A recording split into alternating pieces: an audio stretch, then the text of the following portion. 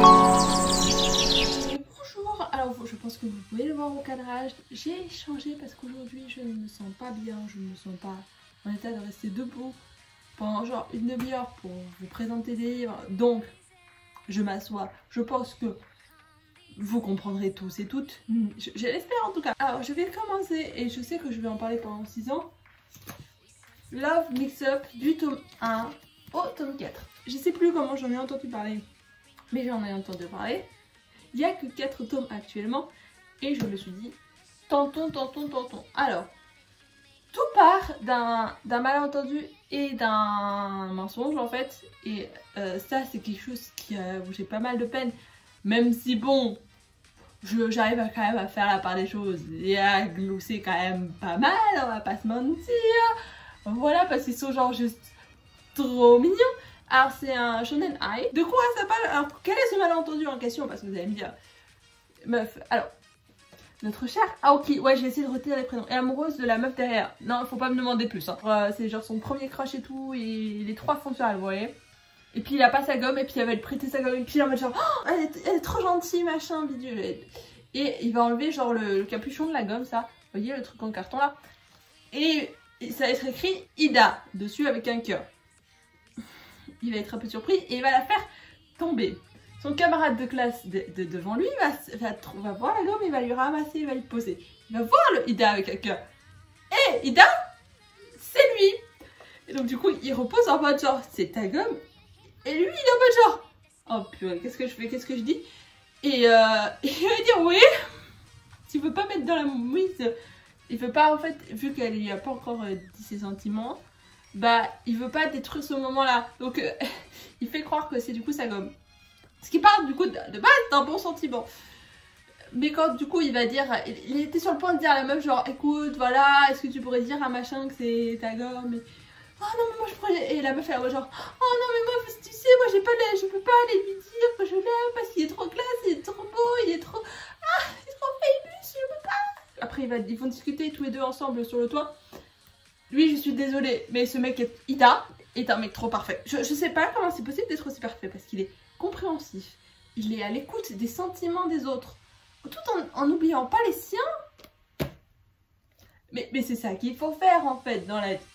Voilà, c'est ça qu'il faut faire. Et il le fait. Il tourne pas mal autour, tout autour de ce mensonge. Et ce mensonge va devenir un jour réalité parce qu'après, plus de temps il va passer avec Ida, parce qu'Ida il est en mode genre, mais je veux pas oublier tes sentiments, commençons par être amis, machin, bidule. À force d'être amis, de passer du temps ensemble, Aoki va éprouver de vrais sentiments pour Ida. Et il va être en mode genre en compétition du coup avec son ex-crush, et donc il va lui dire, et là elle va lui dire, bah j'ai jamais été au crush sur Ida, moi c'était Haida. Voilà, donc du coup il a le quartier libre pour conquérir son crush, mais c'est là que le mensonge va faire... va ressurgir.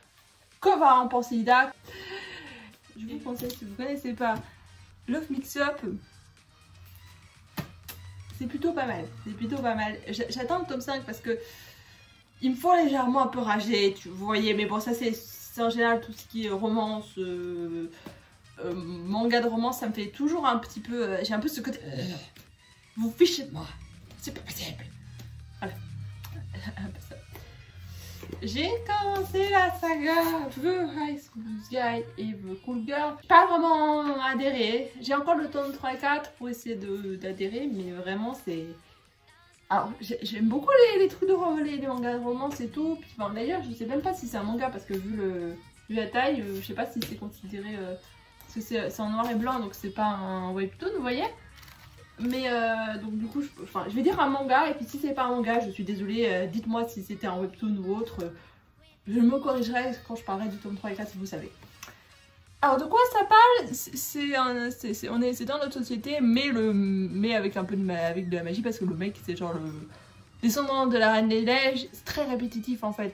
Ça se voit que c'est genre des sortes de shorts en fait. Toutes les 5 pages nous disent que c'est le descendant de la Reine des Neiges. On le sait, purée. Arrête de nous répéter tous les 5 pages. C'est pas possible, hein.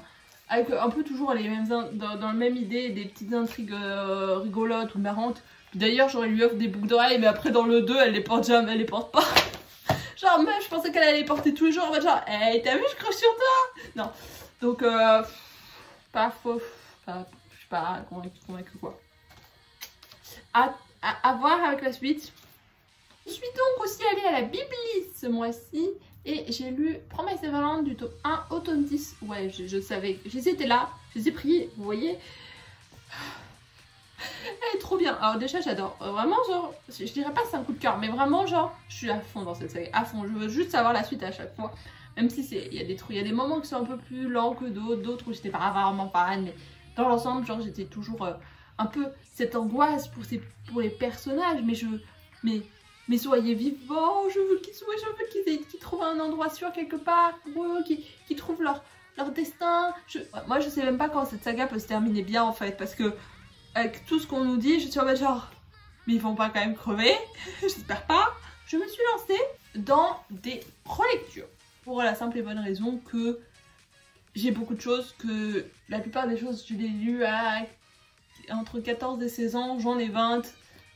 Le lot a coulé sous les ponts, j'ai grandi, il faut que je réessaye. Alors, j'ai lu The Black Prince tome 1 et tome 2, j'ai jusqu'au tome 14, donc j'ai du temps hein, pour relire, hein, mais j'ai envie de me faire genre 2-3 tomes par mois, vous voyez, peut-être pas me les enchaîner à part si j'ai absolument envie de savoir la suite. Juste une chose, est-ce qu'on peut parler du consentement dans ce manga là? Non, parce qu'il l'embrasse genre 2-3 fois de force. Et moi genre, mon corps il arrive pas à le repousser, puis je lui dis d'arrêter, puis il arrête pas, puis ah c'est trop sexy. Non, il dit pas comme ça, mais c'est un peu ce que ça devrait nous dire. Non, en fait, c'est-à-dire que monsieur là, je ne l'aime pas pour la simple et bonne raison que ben il lui demande pas, il y a aucun, ils sont même pas ensemble, et il y a rien, genre c'est pas, genre ce que je veux dire c'est que t'as pas besoin de demander là, pour chaque bisou, c'est pas obligé, vous voyez, et dans le sens genre, surtout que genre, je sais pas, genre, c'est pas, genre, c'était presque une inconnue à genre 2 minutes, meuf, et il veut l'embrasser pour la faire pleurer, pour lui apprendre à obéir, mais c'est quoi son problème, purée? Vraiment, genre, je comprends pas son problème, parce que là, vraiment, j'aime pas. J'aime pas trop. Alors oui, je prends celui-là, mais enfin, je pourrais prendre aussi celui-là. Bon, là, il l'étouffe d'ailleurs. C'est génial, waouh! De temps en temps, elle arrive à s'affirmer, je suis en mode, oh, c'est bien! 2 pages après, elle s'affirme plus, je me dis, oh, c'est moins bien. Parce que, en fait, il faut pas le laisser faire, en fait, meuf. Genre à la fin du tome 2, elle tombe amoureuse de lui. Il a rien fait vraiment de hyper gentil. Enfin, vous voyez, de susceptible d'être encourageant, parce que forcer une meuf, c'est pas cool. Il faut un minimum de consentement en fait. Et quand on voit que du coup, vu qu'on est un peu dans sa tête, qu'elle était pas forcément pour et qu'elle aimait pas trop, oui, d'y aller dans une partie de son intimité qu'elle ne voulait pas en fait. Donc non, pas convaincue. Bah du coup je vous dirai quand même la suite, parce que j'imagine que si j'ai pris 14 tomes, c'est qu'à l'époque je devais bien aimer. Donc je vais essayer de me lire les 14 tomes, mais on verra. On verra une chose à la fois, comme on dit, une chose à la fois. On va passer au roman graphique. Et j'ai lu Le Chant du temps inversé. Les dessins sont vraiment pas mal, même si pour moi c'est un peu trop carré, vous voyez l'idée. Parce que sinon on n'a pas de pupille. Ça me fait légèrement flipper. Mais c'est le style, donc moi il n'y a pas de souci, vous voyez. Je fais pas non plus un truc hyper gênant, vous voyez. Je vais pas être non plus en mode genre. Vous voyez. Et puis on voit là le talent d'artiste, parce qu'à un moment donné il va dessiner Science Voice. Je sais pas si je vais le retrouver, mais il y a un moment donné, parce qu'il regarde Science Voice, et puis du coup il y a un moment donné où il montre une scène, et c'est là où on voit qu'il y a tout le talent du dessinateur, parce que si tu peux dessiner dans ton style et dans un autre style, c'est que c'est déjà fameux pour moi. Donc moi sur la technique j'ai pas grand chose à redire. Sur le scénario par contre je suis pas forcément conquise, parce qu'on avait une meuf de 18 ans qui fait comme si on avait 30, en mode ah non mais moi je vais t'apprendre toute la vie, tu vas voir. Leur lien c'est le fait qu'ils soient un petit peu fan des mêmes choses, et que c'est tout. Puis, du coup elle en a 18, il en a 15, est-ce que vous trouvez ça gênant? Moi pas trop, mais elle est en mode genre, oh mais t'es petit. Ça va, vous avez genre 3 ans de différence. Attendez, 15, 16, 17, oui 3 ans. Genre tu penses qu'un mec de 23 piges, enfin du coup un mec de 22 piges il va te dire que t'es jeune. Non, vous avez à peu près la même âge, en fait, vous êtes de la même génération, purée, c'est pas genre 10 ans, ouais, tu sais, elle lui apprend un peu la vie, Genre, tu vois, t'es un mec, donc du coup, il faut faire le mec, donc il faut que tu sois dépucelé. Non. Donc, nous avons des scènes légèrement Léo, parce qu'elle est très ambiguë, c'est pour ça qu'il crush sur elle. Et genre, elle veut rien de plus, et puis lui, il lui fait la tête, et donc du coup, elle va dire, oh non, mais finalement, je veux bien, et puis à la fin, du coup, elle est d'accord pour qu'ils s'embrassent, mais du coup, on sait même pas si ça veut dire qu'ils sont en couple ou pas, s'ils ont fait un compromis, on sait pas. Et vu qu'il n'y a pas d'un écrit, je pense que c'est un one shot. Donc vraiment, on part sur une fin ouverte en mode genre, est-ce que vous pensez que du coup ils sont sortis ensemble? Bah j'espère pas, parce que je pense, enfin leur amour, il n'y a rien de solide quoi. Ils ont rien construit en fait. Donc même s'ils sortaient ensemble, je pense que ça durerait pas. En roman graphique, nous continuons avec The Sad Ghost Club que j'ai lu en anglais. Messieurs, je regarde. Bon. Alors déjà, moi j'adore l'idée. Voilà, j'adore l'idée j'adore l'idée qui est venue à la base de ce roman. Et, enfin, oui, je vais appeler ça un roman, mais c'est pas, vous comprenez, roman graphique, donc avec des images et tout, vous voyez. Il y a l'idée. Donc, je me reconnais beaucoup en ce petit fantôme, pour la simple et bonne raison que des fois ça m'arrive. Je peux être sociale, vous voyez. Mais très souvent, après, j'ai besoin de ma petite bulle. Et donc, du coup, cette bulle est représentée pour moi comme ce fantôme. Parce que moi, j'aime pas trop tout ce qui est mort, tout ça, vous voyez, c'est pas trop mon truc. Mais là, c'est plus comme un masque social. Et du coup, je trouve ça hyper cool. Genre, trouver des gens qui sont aussi un peu, genre, sad de la vie pour trouver leur petit bonheur. Genre, il a été traduit en français, le tome 1. Donc, allez-y, hein, il vaut le coup de... Il vaut le détour. Passer au roman. Alors je vais commencer par The Palace. Alors non, j'ai pas lu tout ça. J'ai lu juste la deuxième partie, c'est-à-dire que maintenant j'en suis là. J'ai lu du coup, il y a quelques mois, j'ai lu Les Trois Mousquetaires. Là, j'ai lu 20 ans après, il me restera encore le Vicomte de Brajol et le Comte de Monte Cristo à lire dans... C'est tout ce qui est là. Alors, donc du coup, je vais faire mon avis sur 20 ans après. J'ai perdu mon marque-page, voiture. Et très bon. Pour moi au même niveau que les Trois Mousquetaires, il y a un peu plus d'action. C'est toujours bien écrit, il faut dire que c'est le même auteur, vous allez me dire. Logique. Donc je vous conseille, si vous ne connaissez pas les Trois Mousquetaires, allez lire les Trois Mousquetaires. Après, il faut lire 20 ans après. Oui, c'est un peu long, c'est-à-dire que vraiment, il faut avoir la motivation pour lire tout ça. Vous comprenez que je le traîne un peu.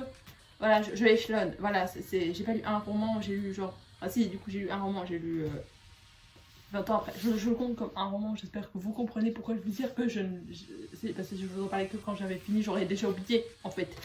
J'ai lu à la bibliothèque Tout le bleu du ciel de Meissa Lacosta, on en a beaucoup parlé, j'ai fini par le lire. Alors c'est très sympa, ça parle bien de la maladie d'Alzheimer, enfin je suis personne pour vous dire que ça en parle genre de manière sublime parce que je suis pas hyper bien documenté. C'est assez triste, mais ça passe plutôt bien pour l'été avec le road trip, les petits trucs qui lui arrivent, c'est sympa. Mais pour moi, ça n'a pas été un coup de cœur, vous voyez, genre c'est bien écrit, mais je trouve ça très lent.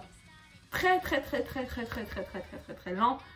J'avoue que moi déjà, tout ce qui est retour au passé, c'est déjà compliqué, et en plus c'est très mal précisé, donc faut comprendre qu'il est en train de retourner dans le passé, donc... ça a peut-être un peu sorti de ma lecture et que ça m'a pas non plus transporté. Mais ça reste un bon livre et j'ai envie de lire d'autres livres de Meissa Lacosta parce que tout le monde en parle de cette meuf. Donc, à bibliothèque, mais je l'ai encore ici. J'ai lu Le Serment des Traqueurs et pas accroché. Vraiment pas du tout accroché à cette fantaisie. Alors moi, les fantaisies où ça passe ou ça casse. Là, ça a cassé malgré que ce soit quand même plutôt sympa. Enfin, sympa. Nous avons genre une meuf qui... C'est les premiers chapitres. Je vous jure que genre si je vous spoil, c'est genre ça. Vous voyez l'idée? Donc, vous inquiétez pas. C'est grave. Après, si vous voulez pas, je vous mets un timecode.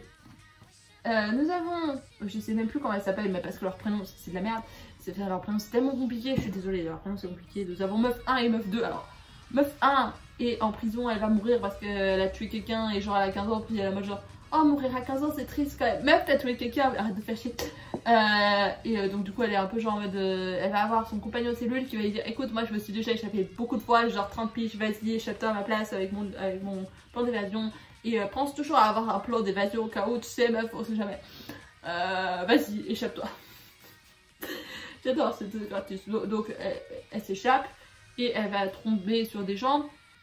Et les gens vont la récolter sur le chemin et puis ils vont s'avancer. Puis elle va leur mentir à moitié sur pourquoi elle est comme ça, bref. Et genre à un moment donné, il y a un mec qui dit, je sais plus la phrase exacte, mais j'ai trouvé ça tellement rigolo, c'était ridicule. Genre il lui dit, on peut lui faire confiance. Ce qui est vrai parce que ça fait genre à peine quelques jours qu'ils passent du temps ensemble, vous voyez. Et on ne peut pas connaître quelqu'un, surtout genre meuf que t'as récolté sur le bord de la route. Et puis il dit non mais nous avons passé du temps ensemble. Elle était là quand on avait des problèmes. Elle nous a aidés peut-être parce que ça n'était pas ça. Elle mettait aussi dans la moyenne. Je sais pas. Genre son argument était vraiment à la con. Genre j'ai trouvé que c'était sorti nulle part. Genre non en fait. Vous savez pas qui c'est? Non. Genre c'est-à-dire que c'est une meurtrière. Elle est recherchée. Ah. Bref. Et nous avons Meuf 2 qui est la meuf qui l'avait capturée. Et donc du coup la personne qui avait tué Meuf 1 c'était le compagnon de Meuf, enfin le partenaire de Meuf 2. Et Meuf 2 a de quoi nouveau compagnon, enfin nouveau partenaire. Et puis il se passe des choses entre eux et puis voilà. C'est à peu près ça le roman. Et ça m'intéresse. Moi je l'ai pris en bibliothèque, ça m'arrange parce que je vous avoue que si j'avais acheté j'aurais été un petit peu pas été fan. J'ai lu Anne d'Avalonia, donc le tome 2 de Anne de Green Gables. Déjà, c'est une beauté. C'est une beauté. Ok, nous suivons notre petite Anne qui grandit, qui rencontre de nouvelles personnes, qui évolue avec d'autres. C'est très sympa, ça reste sur la même vibe. C'est quelque chose de très chill à lire, qui passe bien. Et puis moi, je me reconnais pas mal dans le personnage d'Anne, donc une écriture sublime, une plume magnifique. Donc voilà, si vous ne connaissez pas Anne, il faut commencer en fait. J'ai lu le tome 5 des enquêtes d'Anna Svensson parce qu'il y a le tome 6 après qui va m'attendre bientôt. Et c'est celui que j'aime le moins au sein de toute la saga, donc parce que j'aime pas trop l'intrigue, tout ce qui tourne autour, vraiment. Je vais accrocher. Ouais, je passe rapidos, mais c'est le tome 5, donc je vais pas vous... Enfin, je sais que chaque enquête est différente et chaque tome est très séparé. En fait, il y a quelqu'un qui meurt et il y a peut-être quelqu'un de la famille d'Anna qui peut être... qui est suspect. Là, elle est en mode genre... Non. Anna, elle va du coup enquêter pour prouver que ce n'est pas la personne qui est proche d'elle. Enfin, vous voyez, et genre... Par rapport à d'habitude, je trouve que c'est moins... J'ai été moins prise par cette enquête. On va continuer sur les piquettes. Je pense que vous avez vu le bleu passer, si vous reconnaissez le bleu, peut-être avant minuit. Modern Princess tome 1. Pas aimé du tout. Alors qu'est-ce qui m'a gêné dans ce livre? Déjà c'est le format télé-réalité. Genre le rapport avec Cendrillon, je vois pas trop. Vous allez me dire c'est un moderne meuf. Oui mais enfin il y a des choses à respecter, c'est-à-dire que à part des références, on n'a pas grand chose parce que notre meuf elle est fan, elle fait des conceptions de chaussures. Waouh, le rapport avec Cendrillon, très subtil. Parce que ce qui est très gênant, c'est que nous n'avons pas d'emprise en fait. Nous n'avons pas l'emprise de la belle-mère. Et l'emprise de la belle-mère, c'est Cendrillon en fait. Vous voyez, sans la prise de la belle-mère, voilà, c'est plus Cendrillon, donc on a plus. La belle-mère est pas là en fait. Donc il n'y a pas d'emprise. Donc genre, même notre Cendrillon, elle est indépendante, fière de l'être, voilà, genre je vais faire ma vie, il n'y a pas de souci, vous voyez. Genre elle y va pour faire la promo de ses chaussures pour devenir créatrice. Le mode, genre elle est... C'est-à-dire qu'elle est assez indépendante pour réaliser son rêve, alors que la plupart des Cendrillon, que dans toutes les comme Cendrillon, etc., pour qu'elles en arrivent à ce stade-là, c'était assez... Elle devait passer par beaucoup d'étapes. Non, notamment des gens qui les soutenaient. Et là, genre elle passe directement dans la case genre youpi. Et donc du coup, au début de la télé-réalité, il y a aussi une de ses belles-sœurs. Et genre en plus elles s'entendent bien, genre il y a pas non plus, on n'a pas non plus le reflet de l'emprise de la mère sur la belle-sœur. Genre elles sont pas genre meilleures amies, vous voyez, mais elles ont de bons contacts, vous voyez, genre c'est pas non plus genre, elles sont pas en train de se haïr, mais elles sont pas en train de s'aimer non plus. Donc genre, y a rien en fait en rapport avec Cendrillon, c'est juste une télé-réalité et je veux pas lire de télé-réalité. On passe très brièvement sur la... Nous avons, ce que je pensais, vu la couverture, ne m'en voulez pas, mais je pensais que du coup ça allait traiter, c'est-à-dire qu'on allait parler de la grossophobie un minimum, mais à peine, c'est-à-dire que dans cet univers, genre, tout le monde est en mode genre, bisounours, en mode genre, même genre, c'est-à-dire que c'est une télé-réalité, et genre tout le monde est en mode genre, ah non mais vous avez vu, elle est trop stylée celle-là, oh vous voyez, oh trop belle femme et machin, genre on n'a pas eu un moment de haters, vous voyez, c'était genre, et en plus normalement les femmes elles ont que ça, des mecs qui font des, je suis désolée, c'est une réalité de notre monde, et je pensais que ça allait en parler, mais c'est bisounours. C'est genre juste une télé-réalité en fait. Et si vous aimez bien les concepts de télé-réalité, genre Marseillais et tout, vous allez bien aimer. Mais moi, vu que c'est pas mon style de télé-réalité, déjà de base, alors en livre, non, c'est pas passé. Ouais. On va continuer sur Disney, parce que pourquoi pas, hein, Disney, avec Walt Disney Mickey Mouse, c'est le titre, oui. Et c'était génial, j'ai vraiment trouvé ça hyper intéressant parce que je connais quand même beaucoup moins l'histoire de Mickey Mouse que de Disney, hein, de Walt Disney ou des Disney en général. Et nous avons toute la progression, nous avons des croquis originaux, genre, je vais essayer de vous montrer, hein, mais c'est génial. Vraiment, bon donc du coup il y a toujours masse texte à lire, donc moi je le survole, je lirai des fois en profondeur de temps en temps. Mais ça m'a suffi parce que c'était génial, j'ai adoré, c'était parfait. Et si vous voulez vous intéresser à Disney, je pense que celui-là est génial. Je pense que l'autre c'est plus si vous aimez les films Disney. Ça c'est plus si vous voulez connaître Disney en général, l'univers, Mickey Mouse, etc. C'est plus précis. C'est-à-dire que les trucs sur les films, je les avais déjà entendus, que ce soit sur YouTube, voilà, les gens en avaient parlé. Ça, personne m'en avait parlé. Donc, du coup, j'ai appris des choses. C'est l'album jeunesse. Et oui, je me suis lancée. Alors, j'aime toujours les albums jeunesse. Et là, j'ai lu Oh ma belette, qui est un coup de cœur. Et oui, c'est génial. Et je dirais pas, c'est pas mon coup de cœur du mois. C'est-à-dire, c'est pas le coup de cœur du mois, mais c'est un coup de cœur quand même. Mais là-dedans, alors, nous avons de magnifiques illustrations. Je pense que vous voyez un peu. Voilà, c'est très beau. Et ça parle tout simplement de distance. C'est-à-dire que genre quelqu'un est parti, et genre pour une raison, et comment gérer ça. Et je trouve ça assez sympa. Alors bien évidemment on voit que c'est genre pour des relations amoureuses d'enfants plus que des relations amoureuses d'adultes. Parce que moi en tant qu'adulte, je me serais pas accrochée autant, vous voyez. Non. Mais je trouve ça assez mignon quand même dans l'idée. J'ai trouvé ça hyper mignon, hyper cool. Ça passe bien et puis c'était trop beau. J'avoue que c'est... Moi les albums jeunesse, j'aime juste les feuilleter en fait. Juste pour les feuilleter, j'adore ça. J'ai lu un autre album jeunesse, lui est beaucoup plus gros, on va pas se mentir. Le dragon et la souris. Et c'est donc du coup... Moi j'avoue que quand j'ai ouvert la petite bouille là, la souris pas longtemps, c'est... Ah, j'adore. Alors... Je feuillette rapidement. Voilà. C'est très très beau. Et bon, l'histoire... J'avoue que l'histoire, il n'y a pas de morale. C'est juste une souris qui veut faire réaliser son rêve et qui va tout donner pour le faire. Et voilà. Et son rêve, c'est de faire la course des souris sur un dragon. Enfin, genre la course volante des souris, mais sur dragon, parce que chaque souris a un... Genre je crois qu'on les voit à un moment donné.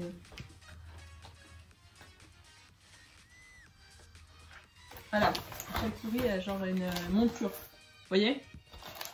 Donc, et lui il veut le faire en chevauchant un dragon. C'est son rêve. Comment va-t-il y arriver? Va-t-il gagner? Oui, c'est un album pour jeunesse, pour enfants, oui, qui va gagner, on le sait. On le sait. Je vais parler de mon coup de cœur du mois. Et oui, et c'est un livre de bibliothèque. Mais que j'ai toujours parce que je veux que ma mère le lise. Écume. Et je pensais pas, je n'avais pas lu la quatrième couverture, j'avais juste vu la barque sur des sortes de livres et j'étais en mode genre, cahier, puis j'étais en mode genre, ça a l'air sympa ça. Genre un peu déprimant, mais pourquoi pas. Je suis juste à la couverture, je voyais que ça allait être déprimant, mais je savais pas que ça allait être à ce point-là. Alors, ça parle d'une femme qui perd son enfant à la naissance, c'est-à-dire qu'elle accouche et ça passe pas. Et enfin, il meurt, enfin, il est plus là, enfin, vous voyez, il est mort. Yes, c'est la joie. Et à ce moment-là, tout devient gris. D'un coup, c'est le gris, c'est le noir. Alors qu'avant, c'était coloré et tout.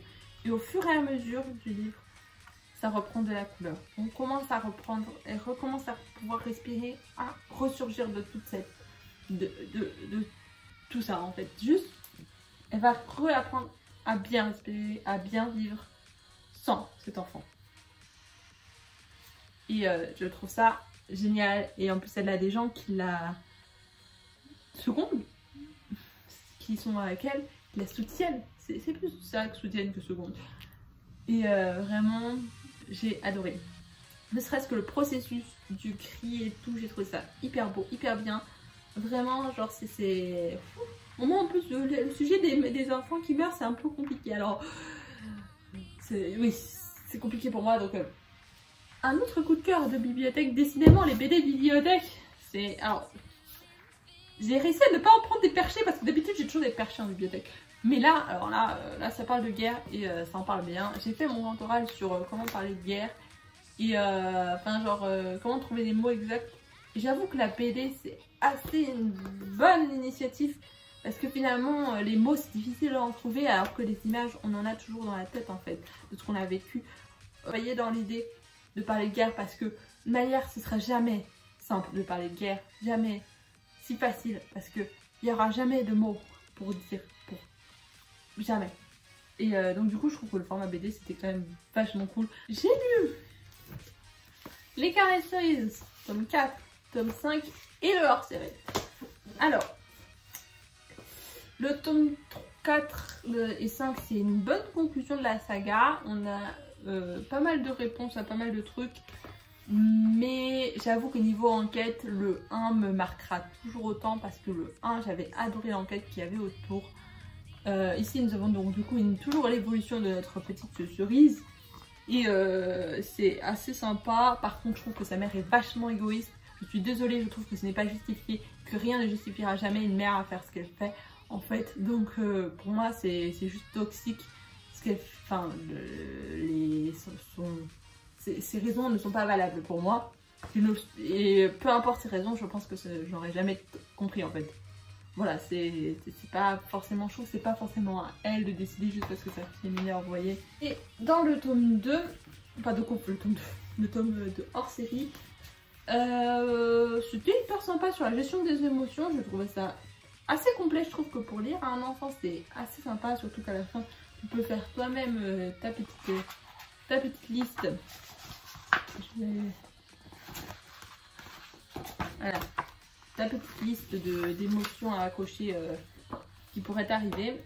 Par contre, j'aime pas trop qu'ils aient abandonné le côté détective de son carnet, où elle était en mode genre machin bidule, elle raconte sa vie en mode journal intime et mi-détective, pour faire un truc d'astronaute avec des extraterrestres.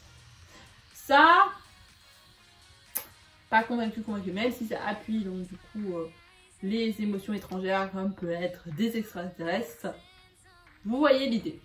J'ai lu Les Sœurs Gramillet tome 2 et...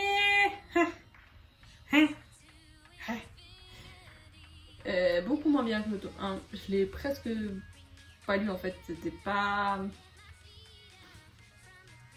embarquée en fait. Genre vraiment le tome 1 m'a beaucoup plus embarqué que le tome 2. Ça reste sympa. C'est juste pas... plus quoi. C'est juste sympa.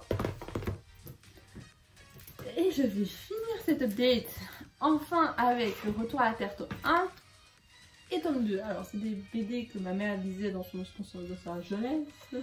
Ça fait très très loin. Et donc du coup c'est une BD humoristique sur des Parisiens qui partent à la campagne et qui vivent plein d'aventures de campagne. C'est très sympa. Franchement ça se lit de manière hyper rapide. C'est marrant. C'est divertissant. Si ça vous intéresse, allez-y, c'est très sympa quoi. Je vais finir cette update là, il a duré un petit moment mais j'avais pas mal de trucs donc ça va. Je trouve que je m'en suis plutôt bien sortie ce mois-ci. Et le fait de tourner assise ça m'a fait du bien parce que je pense que j'aurais pas pu tourner debout aujourd'hui. J'ai pas l'énergie, j'avais pas l'énergie. J'espère que ce retour assis ne vous gênera pas trop. Je pense que les prochains updates je les ferai debout, ça dépend de l'énergie que j'ai. Mais j'aime bien aussi tourner debout. Je pense que voilà, je vais alterner de temps en temps. Je vais pas m'étendre parce que autrement je vais parler pendant 6 ans, n'est-ce pas? Je vous dis à bientôt pour une prochaine vidéo.